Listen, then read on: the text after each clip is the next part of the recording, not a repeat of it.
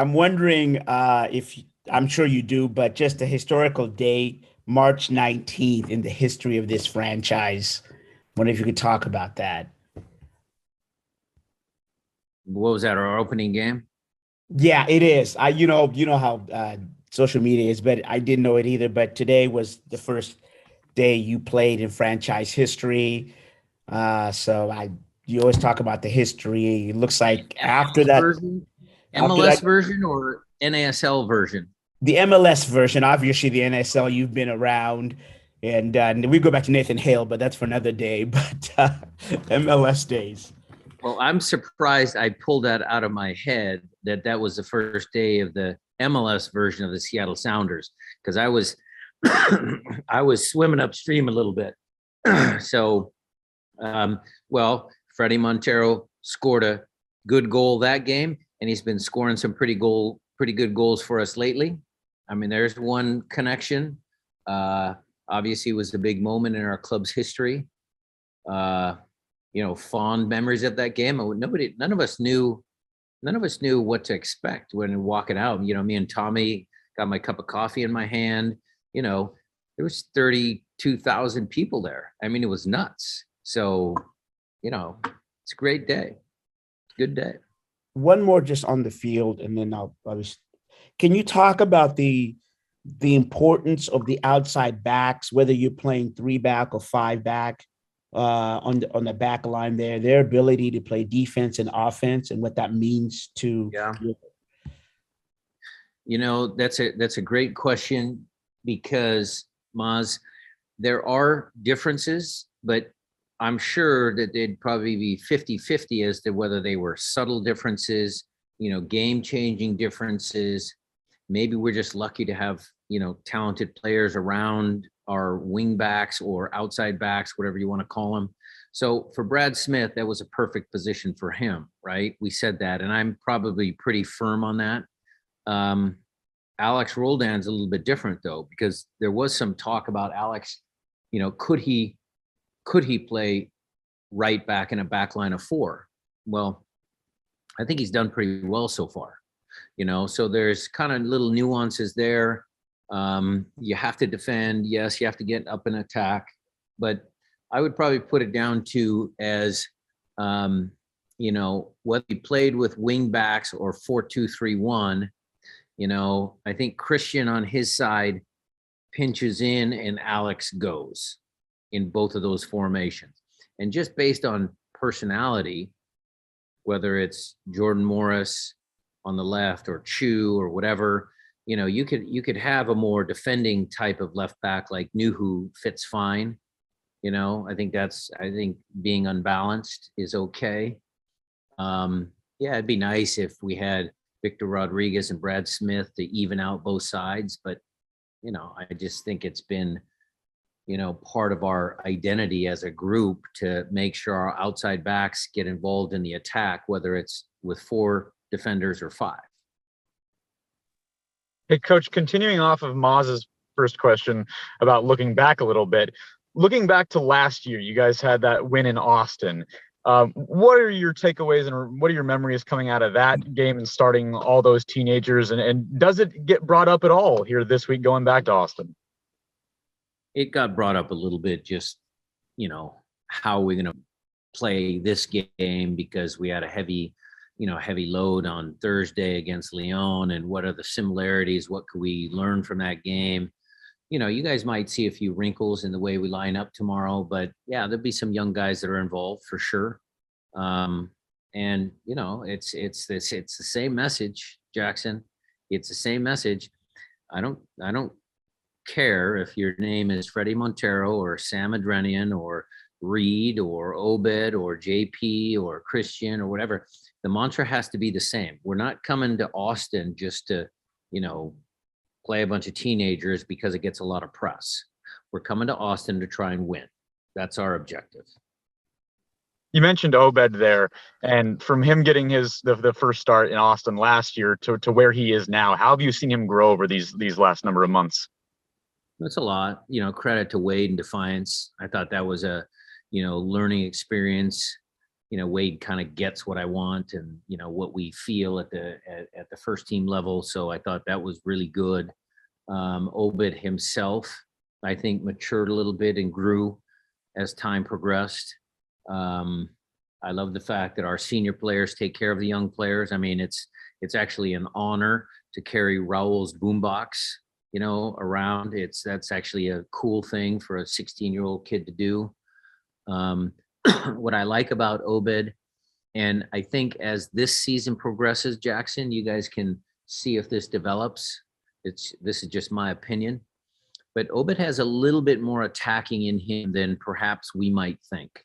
Because in training, in certain moments in training, he can be goal dangerous. He's, you've seen glimpses of it. He dribbles the ball a couple times through 3-4 guys, and he can't complete that final action or final pass, but he's figuring it out. And when he does figure that part of his game out, then not only is he a rangy, kid that can run, and he's a good passer, tackles well, but he also has a little bit of offensive flair, then you're really going to have something. And really, really quick, you mentioned Raul. How's he doing? He's doing good. I'm sure the injury question was going to come up at some point. Raul is not going to make this game. Okay. You guys all know about Nico. I can't say anything per league rules. It's health and safety protocols. The only new injury that you guys will see on the list, Josh Atencio is coming back, but Steph had a little bit of right quad tendinoscopy.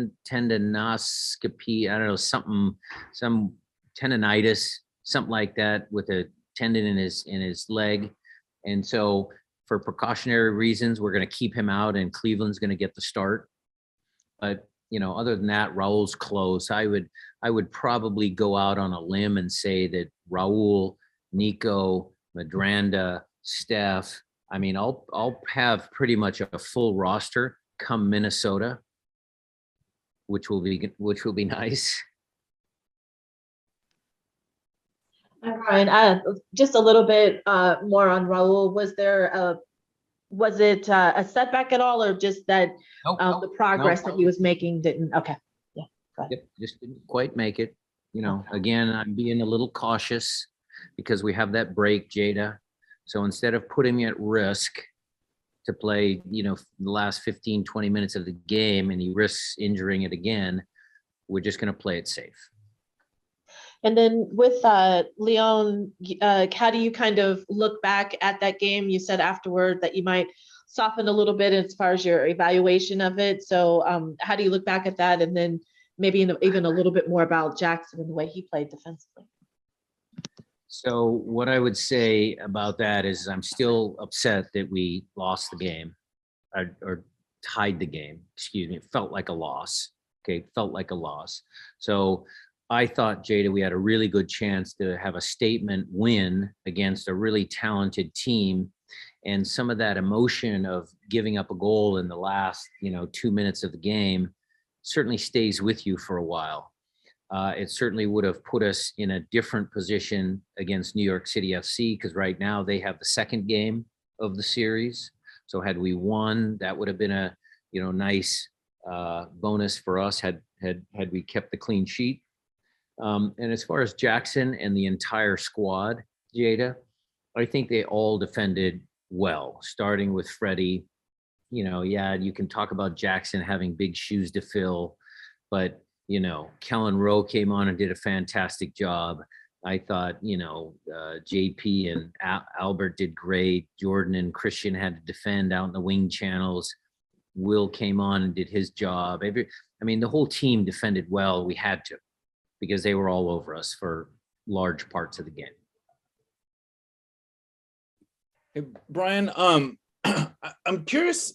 I know probably under normal circumstances, you would be inclined to rotate this lineup a fair amount just because of playing at altitude and on relatively short rest. But does the fact that you have a bye next week influence who's available, or is it like, do you go through the same sort of health protocols that you would otherwise? Number one, my good friend Tommy Dutra says that altitude stuff is all up here. Okay. So we're mentally tough. We're tough kids. We can deal with that. Okay. But what it came down to was just going over some of the data that the guys compile and looking at certain players and figuring out, what they've done over the course of a week, of 2 weeks, and then figuring out their recovery, because we had a recovery session in Lyon before we got on the plane to come here down to Austin. Then there was a human element, because Jeremiah, you have to talk to the guys. You have to ask them how they're feeling. This is still sports. I wish I could, just plug in numbers and you get an algorithm that made you win championships, but that doesn't work. So we did all of those steps and we came to a decision as to a lineup that I feel has a good chance of winning tomorrow.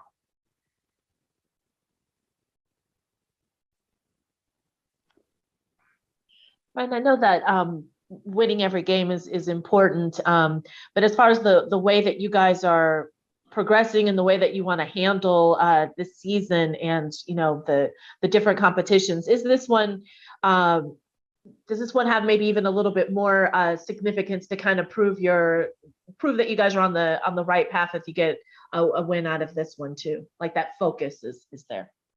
Are you saying we're going to focus more on CCL? Not that you're going to focus on CCL. It's just that in the thread of talking, you guys have, wanted to keep every game as important. So, like how you respond to this game might, show that, I guess, in a sense. No. Like if you're able to come out No. successfully with this one. Jada, here's the nuance. So my message has been pretty clear. And the message is, I don't care, again, who's on the field, whether it's a young kid, an old kid, medium kid, I don't care. They understand that, the culture, the mantra, all of those coaching words at this club, they actually do mean something. When we put that shoulder on here, we put that crest on there, that means that we, as a group, we're going to go out in every single game, we're going to try and win. Now there's nuances in the sense that how are we going to win and which players on the field, when we win or lose. I mean, there's those nuances that we take into account. But Jada, the message has to be the same, because the minute we stop that message and prioritize one competition or one game over another, is the day that, it's just anti who we are. I mean, every game has to matter. Okay, I got it. And then what about then, as far as tactics go, then against Austin, what are you preparing for as far as the way that they'll play against you guys? Well, Jada, I know that my opponent is going to read your column, so I don't know if I can go into all the details, but I will tell you that we are going to do the same things that we normally do, which is, try and press high on goal kicks. We're going to, pick our moments when we press higher up the field. We're going to defend in our mid block. We're going to try and be a good transition team. We're going to try and keep some possession because it's 3:30 kickoff. So it's going to be warm. So we're going to have to extend our possessions. And so there's going to be a lot of things that go into it, but a lot of it's just about us. Can we dictate our style of who we are against a good Austin team that's had a, fantastic start to the year? Coach Brian, here, Felipe. I would like to know what you think about how to translate the momentum that Seattle Sounders is building now since LA and then Lyon. That was a tough game. And then how to translate this momentum or keep it growing for tomorrow's games and the games that are coming, so you guys can get to the CCL on a high note. Well, we do it by, again, just doing a lot of what I just said. I mean, the young players that are going to play tomorrow know their roles. They understand their responsibilities. We have a process that we do as far as our coaching is concerned. We watch film of our opponent. We dictate how much film as a group, how much film as individuals. Our trainings are good. I think we do a good job at training our team. And again, look, it is pro sports, but the team is in a good way. But what I would say, Felipe, is that remember what happened against the Galaxy. So we had an emotional win against Tigres, and we had to come back, and we weren't our sharpest against the Galaxy. We found out a way to win, which is credit to the team. But, you know, there's going to be a little bit of an emotional letdown after the game on Thursday in Lyon.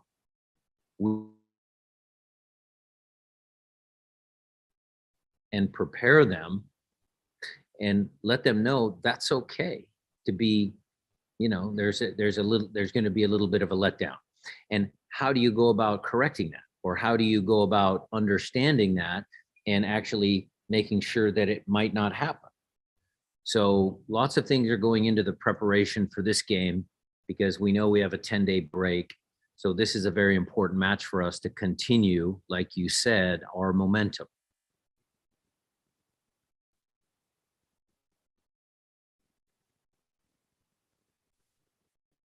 Any other questions? Excuse me. Wanted to ask just about Albert. You know, that he seems like, well, how do you feel that he's still continuing to blend in with the team? He's been great. He's blended in well. I think he does a lot of good things for the team. He's a happy guy. You know, I think his wife and family enjoy Seattle. The early reports are great. We all know that it's a great place to live and grow up and have kids, you know, but for newcomers, sometimes, you know, it does take them by surprise a little bit. Hey, this is really kind of cool. You got mountains on each side, you got plenty of water, good people, good fans. I mean, it's a pretty great place to play soccer and make a living.